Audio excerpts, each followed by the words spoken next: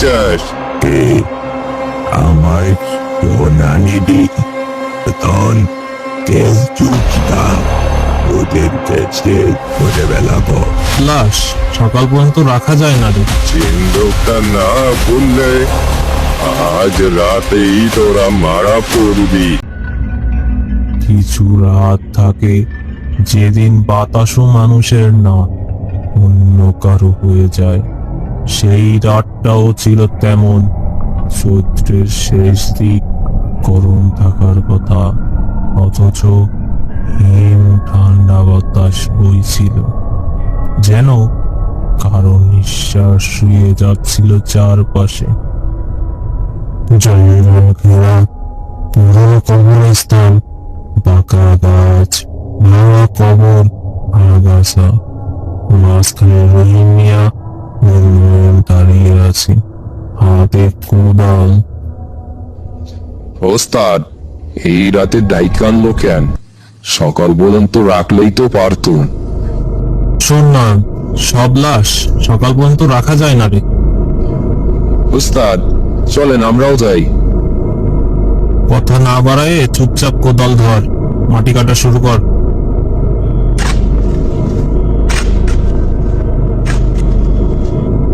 যে লোকটা মারা গেছে তার নাম কি ছিল? কাশিম ব্যাপারী। ওই যে সুদের টাকায় জমি খাইতো, মানুষের কাছে অবিচার করতো, সেই? কারো জমি, কারো গরু, কারো ঘর, সব সে ভোগ দখল করছে, মানুষের হক মেরে খাইছে।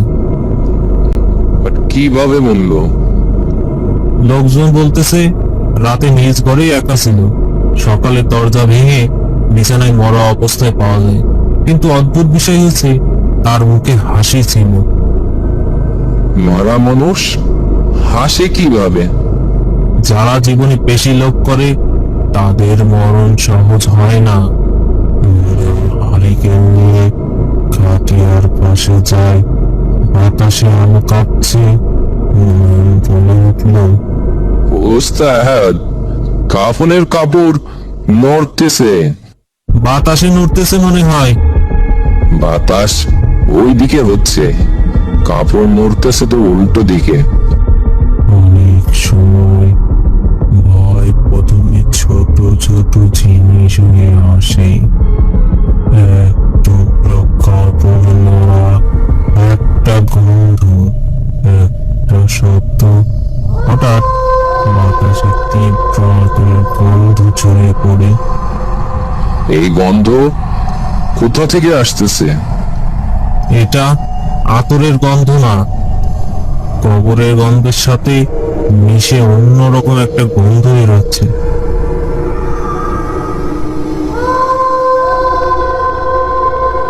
উস্তাদ, নিচে কিছু একটা আছে।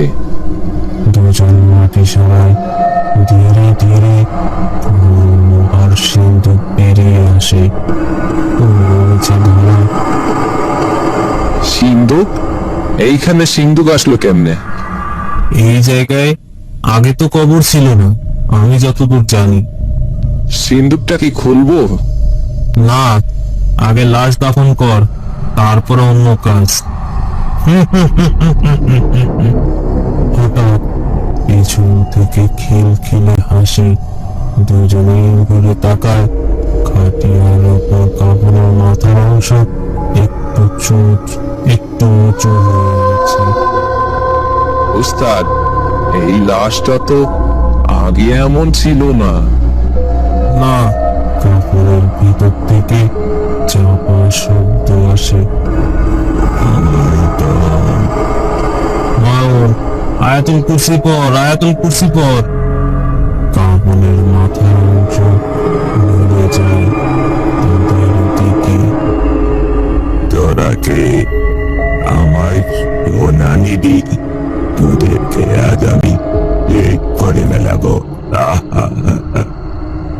আল্লাহ, লাশে কথা বলতেছে। উস্তাদ, চলেন পালাই এখান থেকে।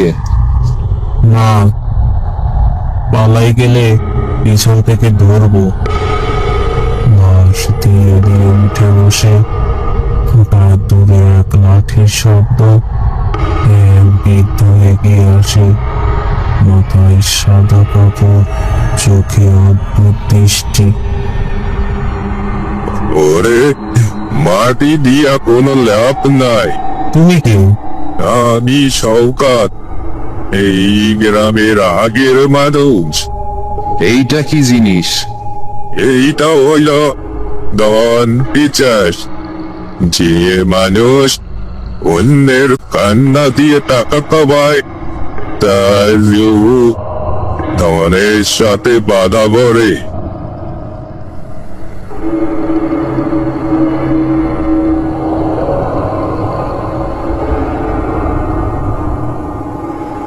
সিন্দুকটা খোল। না খুললে? সিন্দুকটা না খুললে আজ রাতেই তোরা মারা পড়বি। রহিম লোহার রড দিয়ে সিন্দুক ভাঙে, ঢাকনা খুলে যায়। ভিতরে সোনামা, মানুষের দাঁত, শিশুর চুরি, রক্তমাখা টাকা, মহিলার নাকফুল ও পোড়া কাগজ। এইসব দেখে সবার চোখ কপালে উঠে যায়। আল্লাহ, এটা কি? যাদের সর্বনাশ করেছে তাদের কান্না জমা এখানেই আছে। আমার ধন। সিন্ধুকের ঢাকনা খুলতে চারপাশে বাতাস হঠাৎ থেমে যায়, ছিচে পোকার ডাক বন্ধ হয়ে যায়। কিছু নীরবতা, শব্দের চেয়েও ভয়ঙ্কর। সেই রাতে কবরস্থানের নীরবতা ঠিক তেমনি ছিল। কাশির নপরি লাশ ধীরে ধীরে খাটিয়া থেকে নেমে যায়, তার হাড় ভাঙার শব্দ শোনা যায়। আমার ধন কেউ চুচটা, তোদেরকে শেষ করে বেলাবো। উস্তাদ, ও হাঁটতেছে। পিছনের দিকে যাস না, পিঠ দেখাস না। কাশেমের হাত লম্বা হতে শুরু করে, নল ভোর হয়ে যায়। কাশেম হঠাৎ ঝাঁপিয়ে পড়ে, নলের গলা চেপে ধরে। উস্তাদ, বাঁচান আমারে, বাঁচান।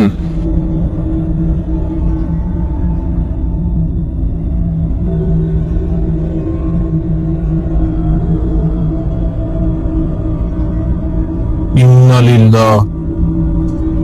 মানুষের লোয়া এই ডারে থামাইতে পারবে না। ওদের দিয়ে আমার সিন্দুক ফেরাবো। কাশেম নয়নের কপালে আঙ্গুল ছোঁয়, নয়ন হঠাৎ স্থির হয়ে যায়। নয়ন, ওরে ছাড়, ওরে ছাড়। নয়নের চোখ সাদা হয়ে যায়, ঠোঁটে ভয়ঙ্কর হাসি। উস্তাদ, আমি আর নয়ন না। ও আমার আল্লাহ, ওর গায়ে ভর করছে এখন। ওকে কিভাবে বাঁচাবো? ওরে বাঁচাতে হলে পিশাচের দম শেষ করতে হবে।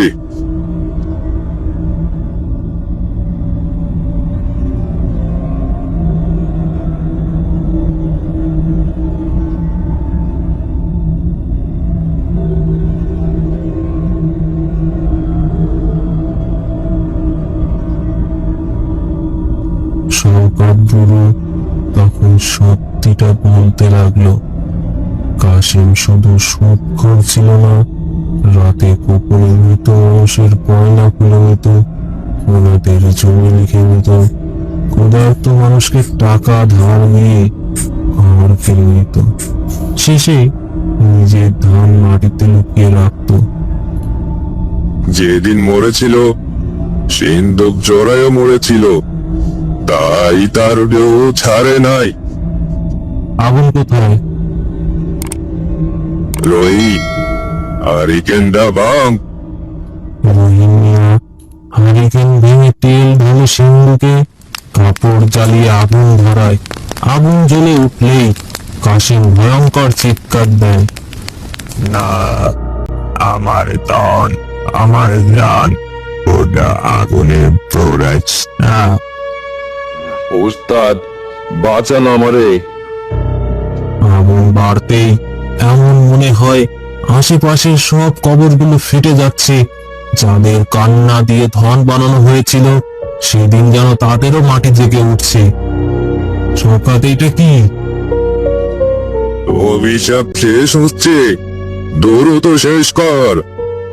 কাশিম আগুনের মাছ দিয়ে ঝাঁপিয়ে পড়ে রহিমের উপর।